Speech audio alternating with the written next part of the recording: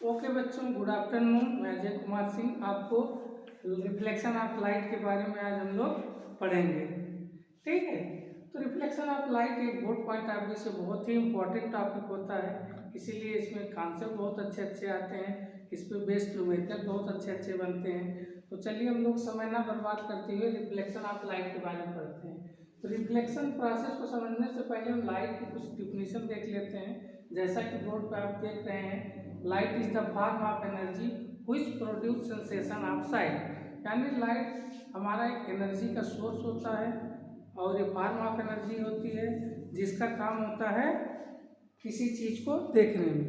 किसी चीज़ को देखने में हम लोग लाइट का इस्तेमाल नहीं करते हैं। तो ध्यान रखना, जैसे हीट एनर्जी हमारा वर्क डन होता है, heat energy form of energy होता है, वैसे हमारा लाइट भी फॉर्म ऑफ एनर्जी होता है। तो इसकी दो प्रॉपर्टी, मेन प्रॉपर्टी होती हैं जो कि हम लोग ध्यान रखते हैं। पहली प्रॉपर्टी होती है स्पीड ऑफ लाइट, जिसको जनरली सी द्वारा दिखाते हैं, जिसका मैग्नीट्यूड होता है 3 × 10⁻⁸ मीटर/सेकेंड। याद रखने वाली चीज़ है कि ये लाइट की जो स्पीड होती है ये एयर में होती है या वैक्यूम में। जनरली ये हम लोग वैक्यूम में अज्यूम करके चलते हैं। और इसकी दूसरी प्रॉपर्टी जो होती है, जो और भी इम्पोर्टेंट है, इसकी सेकंड प्रॉपर्टी क्या होती है? Move in straight line. Move in straight line. तो ये हमारा मोशन जो होता है, मूवमेंट, लाइट का जो मोशन होता है, या जूम करके हम लोग चलते हैं, स्ट्रेट लाइन में ये चीज मूव करती है। तो चलिए, रिफ्लेक्शन, ये तो लाइट के बारे में हो गया ये सब चीजें। अब हम लोग रिफ्लेक्शन के बारे में देखते हैं, ये क्या होता है reflection. Bouncing off light, generally हम लोग कहते हैं bouncing off light from mirror. Bouncing off light यानी लाइट अगर किसी सरफेस पे जाके टकराती है, उससे बाउंस होती है, स्पेशल कंडीशंस होती है, कोटिंग की जाती है, पॉलिशिंग की जाती है। तो ये जो रिफ्लेक्शन होता है, bouncing off light from the mirror, इसके लिए कुछ रूल बनाए गए हैं, रिफ्लेक्शन के लॉ होते हैं। तो हम लोग पहले देख लेते हैं लॉ ऑफ रिफ्लेक्शन क्या होता है। लॉ ऑफ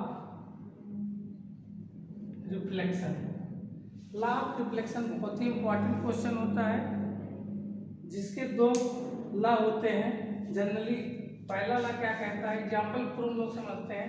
अज्यूम करते हैं कि ये कोई आपका सरफेस है, इस पर कोई लाइट आके टकराई, इसको हम लोग इंसिडेंट रे बोलते हैं। जो लाइट आती है टकराती है उसको इंसिडेंट रे बोलते हैं।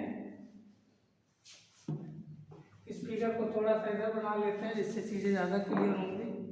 ये कोई आपका सरफेस है जिस पे कोई लाइट आई, टकराई, जिसका नाम होता है इंसिडेंट रे।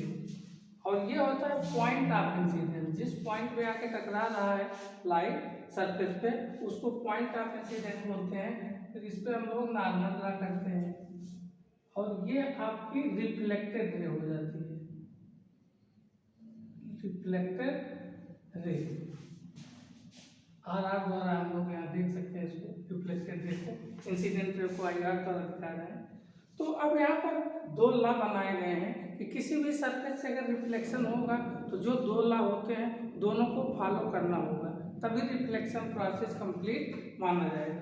तो पहला लॉ क्या कहता है कि ये जो नॉर्मल है और इंसिडेंट रे के बीच के एंगल को हम लोग एंगल ऑफ इंसिडेंस बोलते हैं, जिसको I द्वारा दिखाते हैं।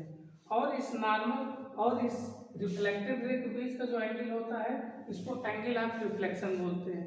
तो अकॉर्डिंग टू फर्स्ट लॉ कहता है, पहला लॉ इसका, angle of incident equal to angle of reflection.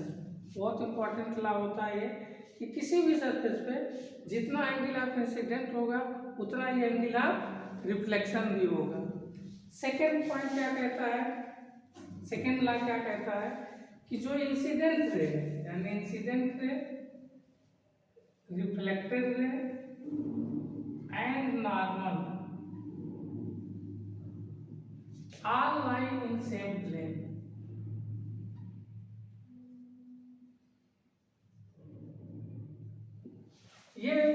Incident ray, reflected ray और normal and point of incident, ये सभी एक सिंगल प्लेन में लाई करते हैं। फॉर एग्जांपल अगर हम लोग कोई रफ ले लें, कोई पेपर ले लें, जो भी लाइट रे इसी पे आएगी, इसी से रिफ्लेक्ट होगी, नॉर्मल भी इसी पे लाई करेगा। तो ये चीज़ हम लोग ध्यान दे सकते हैं। सेम प्लेन का मतलब होता है कि चार incident ray, point of incident, normal and reflected ray are lie in the same plane. अब इसके बाद आती है कि भाई रिफ्लेक्शन ऑफ लाइट पढ़ने का पर्पज ये है कि हमने इसका इस्तेमाल कहाँ करना है। इमेज बनाने में इसका इस्तेमाल हम लोग करते हैं। तो थोड़ा सा इमेज के बारे में सीख लेते हैं। इमेज क्या होती है, इसकी क्या क्या प्रॉपर्टीज होती हैं, जो कि मिरर या स्फेरिकल मिरर की, प्लेन मिरर या स्फेरिकल मिरर की हेल्प से हम लोग दिखा सकते हैं। तो टाइप ऑफ इमेज पढ़ते हैं। टाइप ऑफ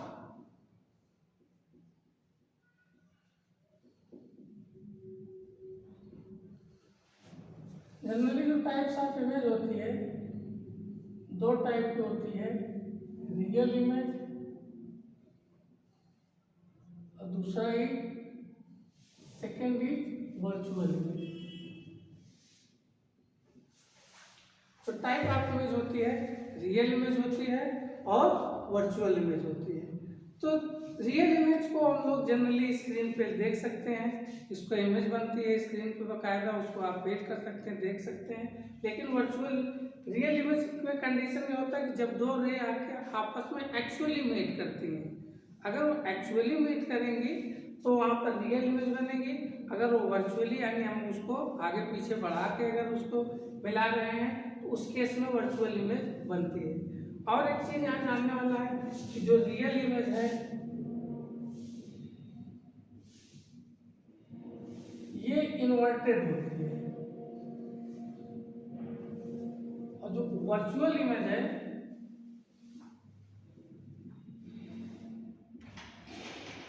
ये इरेक्ट होती है, इरेक्ट होती है।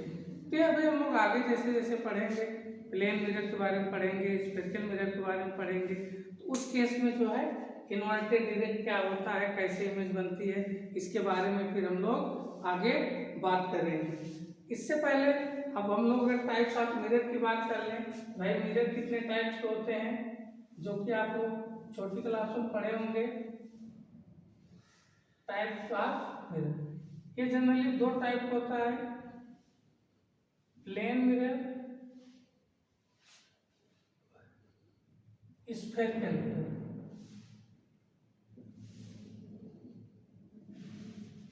स्फेरिकल मिरर को भी हम फर्दर जो है क्लासिफाइड करते हैं, कॉनकेव मिरर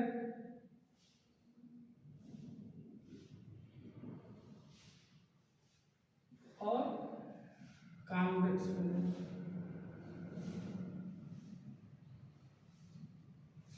ठीक, तो स्फेरिकल मिरर को हम लोग फर्दर क्लासिफाइड कर लेते हैं कॉनकेव मिरर और कॉन्वेक्स मिरर के रूप में। प्लेन मिरर जनरली होता है, इससे हम लोग इमेज बनाते हैं। इसके बारे में एक बहुत इंपॉर्टेंट कॉन्सेप्ट है कि जब हम किसी शीशे के सामने अपनी इमेज को देखते हैं तो जितनी डिस्टेंस से हमारा मिरर हमसे दूर होगा, मिरर के अंदर उतनी ही डिस्टेंस पे हमारी इमेज भी बनती जाएगी। तो ये प्लेन मिरर जब सेपरेट टॉपिक पढ़ा जाएगा, इससे इमेज बात करेंगे तब हम लोग सीखेंगे। हाँ, स्फेरिकल मिरर, कॉनकेव मिरर और कॉन्वेक्स मिरर दो टाइप के होते हैं। तो कॉनकेव मिरर के बारे में अगर हम कहें तो इसको छोटी क्लास में आपने पढ़ा होगा कि कॉनकेव मिरर को हम लोग इस तरह बनाते हैं। ये आपका इसका पोल हो गया, कहीं फोकस होगा, कहीं सेंटर ऑफ कर्वेचर होगा, और ये जो स्ट्रेट लाइन दिखाई गई है जैसे हम जानते हैं प्रिंसिपल एक्सिस होती है। तो इसमें क्या होता है, इनवर्ड होता है। जैसे स्पून वगैरह की एग्जांपल आप देख सकते हैं, स्पून अगर आप देखते हैं तो कर्व इनवर्ड होती है। बाहरी सरफेस पे आपको पॉलिशिंग किया जाता है, यानी जो रिफ्लेक्टिंग सरफेस होगा आपका ये अंदर वाला होगा, और इस पर जब कोई रे पड़ेगी तो उसके अकॉर्डिंग रियल या वर्चुअल इमेज फॉर्म होगी डिफरेंट कंडीशन में। डिफरेंट कंडीशन के बारे में हम लोग सीखेंगे।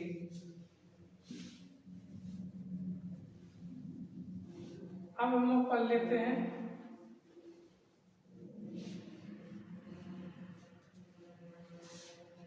Rule for image formation, rule for image formation. Generally जो है 4 रूल इसके लिए हम लोग को बताया जाता है, वही आपको हम बताएंगे कि 4 ऐसे कौन कौन से केस होते हैं जिससे हम लोग इमेज किसी ऑब्जेक्ट का बनाते हैं। देखिए, इमेज बनाने में बेटा आप लोग ये ध्यान रख सकते हैं कि मिनिमम 2 रेज की जरूरत पड़ती है। कम से कम 2 रेज आप लेके किसी ऑब्जेक्ट की इमेज बना सकते हैं। तो इसके लिए जो रूल होता है, रूल नंबर 1 अगर मैं कहूँ उसको, एग्जाम्पल के तौर पे मैंने कोई concave, this is principal focus, principal curvature. इसके लिए रूल क्या बताया जाता है, ये जो प्रिंसिपल एक्सिस है, अगर कोई रे इस प्रिंसिपल एक्सिस के पैरेलल आएगी, कोई रे प्रिंसिपल एक्सिस के पैरेलल आएगी और इस मिरर की हेल्प से हम लोग इसका रिफ्लेक्शन अगर देखेंगे तो ये फोकस से होकर पास होगा। ये रूल आप ध्यान रखिएगा कि अगर कोई रे पैरेलल आ रही है प्रिंसिपल एक्सिस के, तो after reflection from this surface it will pass through the focus point. तो ये चीज आप ध्यान रखिए, ये रूल नंबर 1 होता है कि अगर कोई रे पैरेलल आए तो प्रिंसिपल एक्सिस से पास होगी। सेकेंड रूल क्या होता है, इसी का चाहे आप कह सकते हैं इसका उल्टा होगा,